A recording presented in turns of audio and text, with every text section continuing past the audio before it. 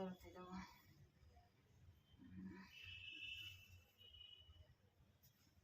ಉದ್ದ ಬಂದ್ಬಿಟ್ಟು ನಮಗೆ 14 ಇಂಚ್ ಬೇಕು.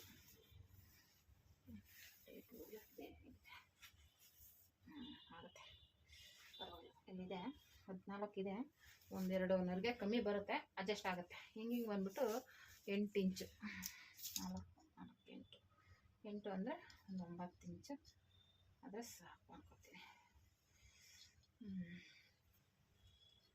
ಡಬಲ್ ಫೋಲ್ಡ್ ಮಾಡಿ 8 ಇಂಚ ಗೊತ್ತಾಗ್ತಿಲ್ವಲ್ಲ.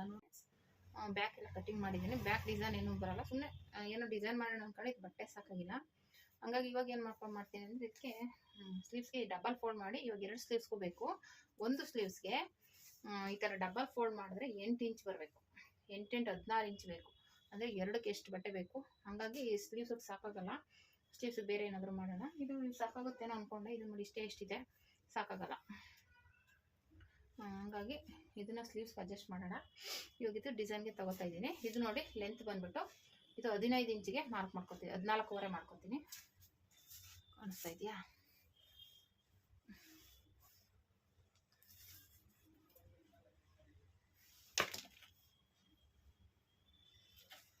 ಇದು ಡಿಸೈನ್ ಸ್ಲೀವ್ಸ್ಗೆ ಇದು 8 ಇಂಚು ಡಬಲ್ ಫೋಲ್ಡ್ ಮಾಡಿ 8 8 16 ಆಗುತ್ತೆ. 8 ಇಂಚು ಫೋಲ್ಡ್ ಮಾಡಿದಾಗ ಲೆಂತ್ ಬಂದ್ಬಿಟ್ಟು ನಿಮಗೆ 14.25 ಇದೆ. 14.25 ಇರಲಿ. ಇಲ್ಲಿ 8 ಇಂಚು ಒಂದು ಮಾರ್ಕ್ ಮಾಡ್ಕೊಂಡ್ಬಿಡ್ತೀನಿ. 8.25ಗೆ ಇಷ್ಟಕ್ಕೆ ಇದು ಸುತ್ತ ಕಟ್ ಮಾಡ್ಕೊಂಡ್ಬಿಡ್ತೀನಿ. ಫಸ್ಟಿಗೆ ನಮ್ಗೆ ಒಂದು ಲೆವೆಲ್ ಬೇಕಲ್ಲ, ಅದಕ್ಕೆ ಒಂದು ಸಮನಾಗಬೇಕು. ಬಟ್ಟೆ ಆ ಕಡೆ ಈ ಕಡೆ ಇದಾಗಬಾರ್ದು ಅಷ್ಟೇ. ಇದಕ್ಕೆ ಬೇಕಾದರೆ ಒಂದು ಪಿನ್ ಹಾಕೊಳ್ಳಿ, ಯಾಕಂದರೆ ಇದು ಮೊದಲೇ ಸ್ಮೂತ್ ಇದೆ ಬಟ್ಟೆ, ಆ ಕಡೆ ಈ ಕಡೆ ಜಾರುತ್ತೆ ಅನ್ನೋದಾದರೆ ಈ ರೀತಿ ಒಂದು ಗುಂಡು ಪಿನ್ ಹಾಕ್ಕೊಳ್ಳಿ, ಅವಾಗೇನು ಸರಿಯಲ್ಲ. ಆ ಥರ ಮಾಡ್ಕೊಬೋದು, ತೊಂದರೆ ಇಲ್ಲ. ನೋಡಿ ಹಾಕ್ಕೊಂಡಿದ್ದೀನಿ. ಇವಾಗ ಮತ್ತೆ ಈ ಕಡೆ ತಿರುಗಿಸಿ ಈ ಕಡೆ ಕಟ್ ಮಾಡ್ಕೊತೀನಿ. ಈ ಕಡೆ ಇದು 8.25 ಇಂಚಿಗೆ ಮಾರ್ಕ್ ಮಾಡಿದ್ವಲ್ಲ, ಅದಕ್ಕೆ ಮಾಡ್ಕೊಂಡಿದ್ದೀನಿ. ನೋಡಿ ಇದು 2 ಸ್ಲೀವ್ಸ್ಗೆ ಬೇಕು, ಒಂದಕ್ಕಲ್ಲ 2ಕ್ಕೆ ಬೇಕಾಗುತ್ತೆ. ನೋಡಿ ಇವಾಗ ಇದಿಷ್ಟು ತೊಗೊಂಡಿದ್ದೀನಿ. ನಾನಾಗಲೇ ಹೇಳಿದಾಗೆ ಇದು ಒಂದು 14 ಇಂಚಿದೆ, ಇದು ಹಿಂಗೆ 8.25 ಇಂಚಿದೆ. ಇವಾಗ ಇದು ಕೆಳಗಡೆ ಬರುತ್ತೆ, ಇದು ಮೇಲ್ಗಡೆ ಬರುತ್ತೆ. ಮೇಲ್ಗಡೆಗೆ ನಾನು 4 ಇಂಚಿಗೆ ಮಾರ್ಕ್ ಮಾಡ್ಕೋತೀನಿ. 4 ಇಂಚ್ ಸಾಕು. ಕೆಳಗಡೆ ಬಂದ್ಬಿಟ್ಟು 7 ಇಂಚಿಗೆ ಮಾರ್ಕ್ ಮಾಡ್ಕೋತೀನಿ. ಕೆಳಗಡೆ 7 ಇಂಚಿಗೆ ಮಾರ್ಕ್ ಮಾಡ್ಕೋತೀನಿ. 1 ಇಂಚು ಆ ಕಡೆ ಬಿಟ್ಟು ಇವಾಗ ಇದಕ್ಕೆ ಇಲ್ಲಿಂದ ಇದನ್ನ ಜಾಯಿಂಟ್ ಮಾಡ್ಕೊಳ್ಳೋದು. ಇದ್ರ ಕಟಿಂಗ್ ಇಷ್ಟೇನೆ. ಇದನ್ನ ಸ್ಟಿಚಿಂಗ್ ಮಾಡುವಾಗ ಸ್ವಲ್ಪ ಡಿಫ್ರೆಂಟಾಗಿ ಮಾಡ್ಕೋಬೇಕಷ್ಟೇ. ಇಷ್ಟೇ ಇದು. ಇವಾಗ 2 ಸ್ಲೀವ್ಸ್ಗೆ 2 ಪೀಸ್ ತೊಗೊಂಡಿದ್ದೀನಿ. ಇವಾಗ ಇದು ಕಟ್ ಮಾಡ್ಕೋತೀನಿ. ಇದನ್ನು ಬೇಕಾದರೆ ನೀವು ಇನ್ನೂ ಸ್ವಲ್ಪ ಲೇಸ್ ಕೊಡಬೇಕು. ಒಂದು ಲೇಸ್ ಕೊಟ್ಟರೆ ಚೆನ್ನಾಗಿರುತ್ತೆ. ಅದು ಲೇಸು ನಾನು ಸ್ಟಿಚಿಂಗ್ ಮಾಡುವಾಗ ತೋರಿಸ್ತೀನಿ. ಇಲ್ಲಿ ತೊಗೊಬಂದಿಲ್ಲ. ಆಮೇಲೆ ಇದಕ್ಕೆ ಅದೇ ಈ ಥರ ಲೇಸ್ ಕೊಡಬೇಕು. ಈ ಥರ ಸಿಲ್ವರ್ ಕಲರ್ಗೆ ಈ ಥರ ಕೊಟ್ಟರೆ ಚೆನ್ನಾಗಿರುತ್ತೆ. ನೋಡಿ ಈ ಥರ ಕೊಟ್ಟರೆ ಚೆನ್ನಾಗಿರುತ್ತೆ. ಈ ಥರ ಲೇಸ್ ಕೊಡಬೇಕು. ಅದು ನೋಡ್ತೀನಿ, ರೆಡಿಮೇಡ್ ಲೇಸೇ ಕೊಡೋಣ ಅಂತ ಅಂದ್ಕೊಂಡಿದ್ದೀನಿ. ಯಾವ ಲೇಸ್ ಇದೆ ಅದು ಕೊಡೋಣ.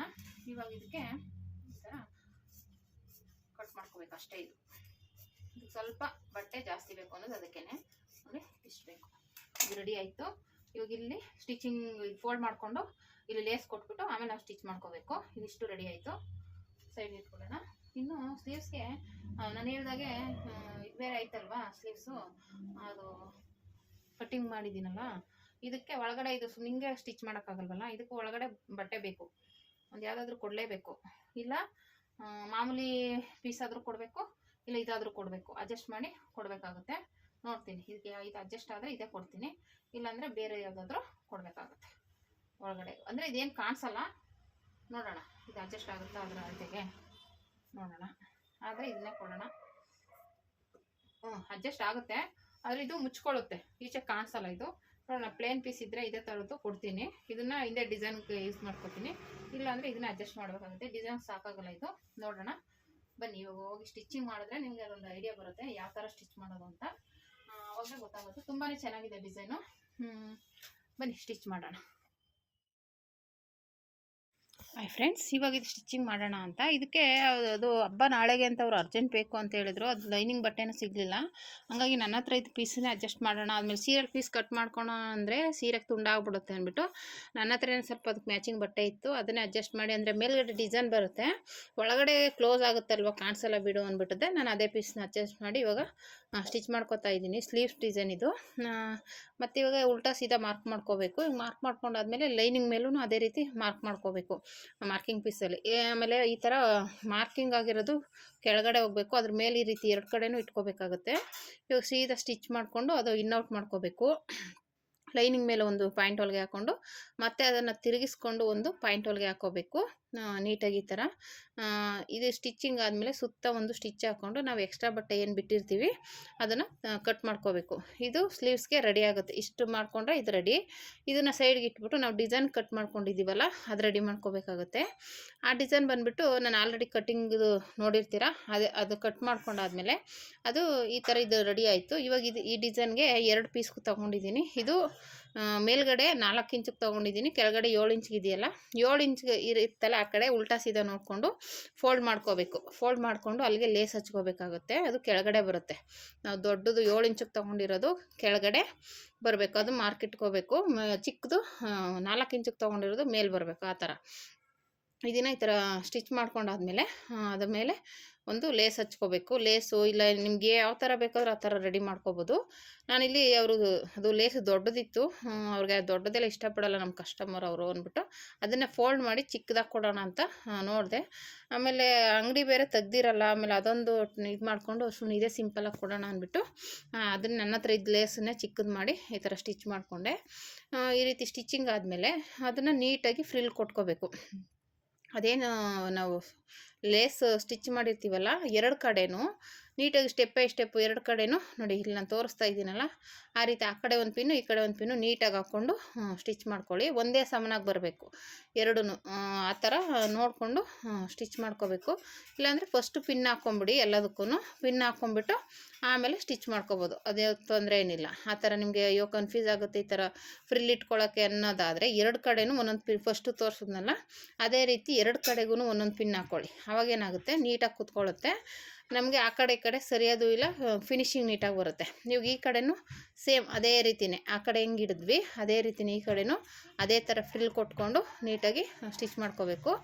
ಸ್ಟಿಚ್ ಮಾಡ್ಕೊಂಡಾದ್ಮೇಲೆ ಮೇಲ್ಗಡೆ 4 ಇಂಚಿಗೆ ತೊಗೊಂಡಿದ್ವಲ್ಲ ಅಲ್ಲಿ ಡಬಲ್ ಫೋಲ್ಡ್ ಮಾಡಿ ಮಧ್ಯೆಗೆ ಮಾರ್ಕ್ ಮಾಡ್ಕೋಬೇಕು, ನ್ಯಾಚ್ ಹಾಕ್ಕೋಬೇಕು. ಅಲ್ಲಿ ನ್ಯಾಚ್ ಹಾಕ್ಕೊಂಡಾದ್ಮೇಲೆ ನಮ್ಮ ಸ್ಲೀವ್ಸ್ ಇರುತ್ತಲ್ಲ, ಸ್ಲೀವ್ಸ್ ಸ್ಟಿಚ್ ಮಾಡೋದ್ವಲ್ಲ ಅದ್ರ ನ್ಯಾಚ್ ಹಾಕಿರ್ತೀವಲ್ಲ ಅಲ್ಲಿ ಮಧ್ಯೆ ಕರೆಕ್ಟಾಗಿ ಇಟ್ಕೊಂಡು 2 ಸೈಡ್ಗೂ ಬರೋ ಥರ ಫ್ರಿಲ್ ಇಡಬೇಕಾಗುತ್ತೆ.